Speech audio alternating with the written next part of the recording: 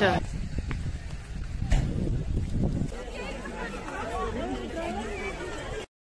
Good morning everyone, আসসালামু আলাইকুম। তোমরা সবাই কেমন আছো? আমি জানি তোমরা অনেক অনেক ভালো আছো। আলহামদুলিল্লাহ আমরা সবাইও ভালো আছি।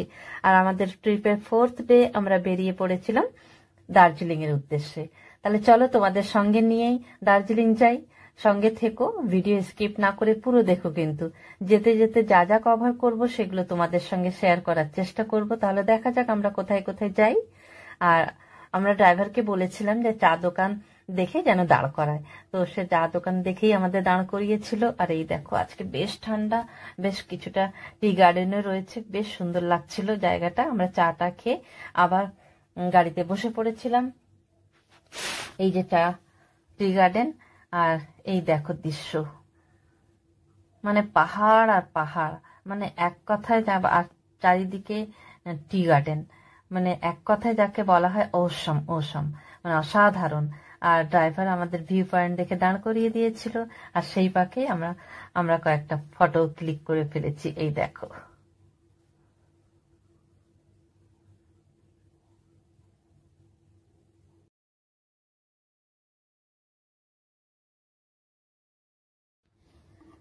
আমরা ফটো ক্লিক করে আবার গাড়িতে বসে পড়েছিলাম লামাহাটা ইকো পার্ক যাওয়ার উদ্দেশ্যে।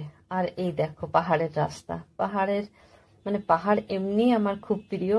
আর এইরকম রাস্তা দিয়ে আমাকে যদি কেউ বলে যে ঘন্টার পর ঘন্টা গাড়িতে বসে যাও, জার্নি করো, তাহলে বোধহয় ওটাই আমি সব থেকে বেশি এনজয় করব। দারুণ লাগে আমার।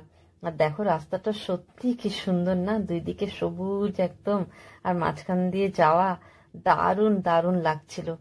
মানে দারুণ, তোমাদেরকে বলে বোঝাতে পারছি না যে মানে কিরকম এনজয় করেছি আমরা। আর আমরা লামাহাটা ইকো পার্কে পৌঁছে টিকিট করে নিয়েছিলাম লামাহাটা ইকো পার্কে ঢোকার জন্য। লামাহাটা ইকো পার্কে বাইরের ওয়েদারটা, মানে ঢোকার আগে বাইরের ওয়েদারটা তোমাদের একটু দেখিয়ে দিই। দেখো আজকে এত কুয়াশা যে কিছু বলার নেই, আর প্রচন্ড ঠান্ডা বাতাস দিচ্ছিল। আর এই হলো লামাহাটা ইকো পার্ক, দারুণ সুন্দর সাজানো ছিল, সবুজ আর সবুজ, যেটা আমার দারুণ ভালো লাগে। আর এত সুন্দর ওয়েদার, আর ঠান্ডা ঠান্ডা বাতাস দিচ্ছিল, আর মেঘগুলো একদম ভেসে বেড়াচ্ছিল। মনে হচ্ছিল যে মেঘগুলোকে হাতের মুঠোয় ধরে ফেলি, কিন্তু সেটা তো আর সম্ভব ছিল না। কিন্তু আমরা এই ট্রিপে মানে দারুণ এনজয় করেছি ওয়েদারটা। দেখো কিরকম কুয়াশা ছিল।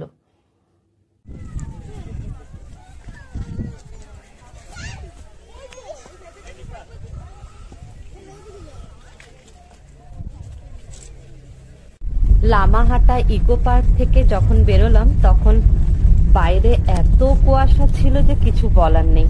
তখন বেলা 11:30 বাজে, আর এই অবস্থা।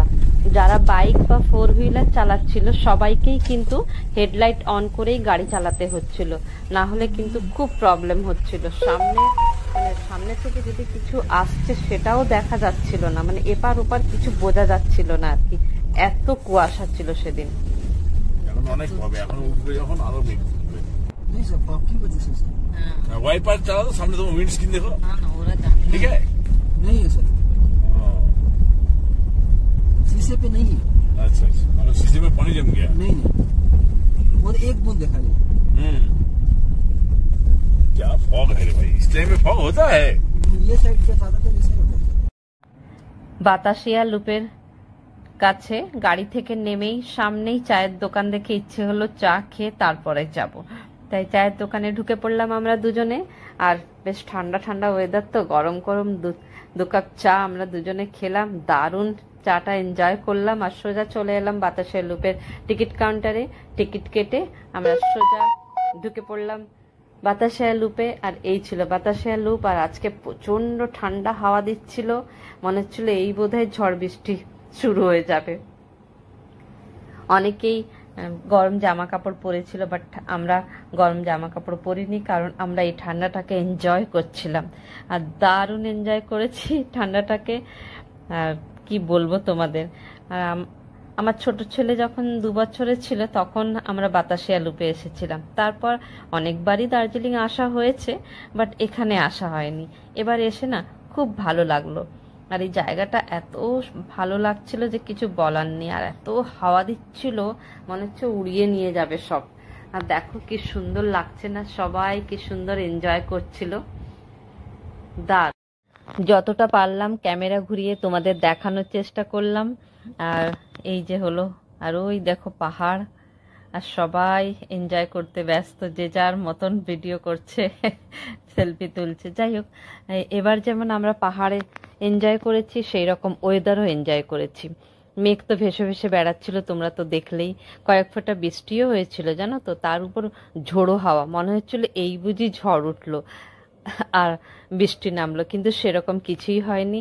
আর আমরা বাতাসিয়া লুপের সেকেন্ড গেট দিয়ে বেরিয়ে পড়েছিলাম, কারণ আমাদের গাড়ি ওখানেই দাঁড়িয়েছিল। বাতাসিয়া লুপের সেকেন্ড গেটে এই জায়গাটাতেই আমাদের গাড়ি দাঁড়িয়েছিল, আর এখান থেকে আমরা গাড়িতে করে সোজা ম্যালে চলে এসেছিলাম। আর এই যে ম্যালের উদ্দেশ্যে হাঁটা লাগিয়েছিলাম, হাঁটা দিয়েছিলাম। তাহলে আজকের ভিডিও এখানেই শেষ করছি। আমরা কোথায় লাঞ্চ করলাম, ম্যালে কিভাবে সময় কাটালাম, ম্যাল থেকে কোথায় কোথায় গেলাম, ফুল ভিডিও নিয়ে খুব তাড়াতাড়ি চলে আসবে ইনশাল্লাহ তোমাদের সামনে। ততক্ষণ তোমরা সবাই খুব খুব ভালো থেকো আর সবাইকে ভালো রেখো। আজকের ভিডিওটা ভালো লাগলে লাইক শেয়ার সাবস্ক্রাইব করতে ভুলো না কিন্তু বন্ধুরা। টাটা, আল্লাহ হাফিজ সবাই।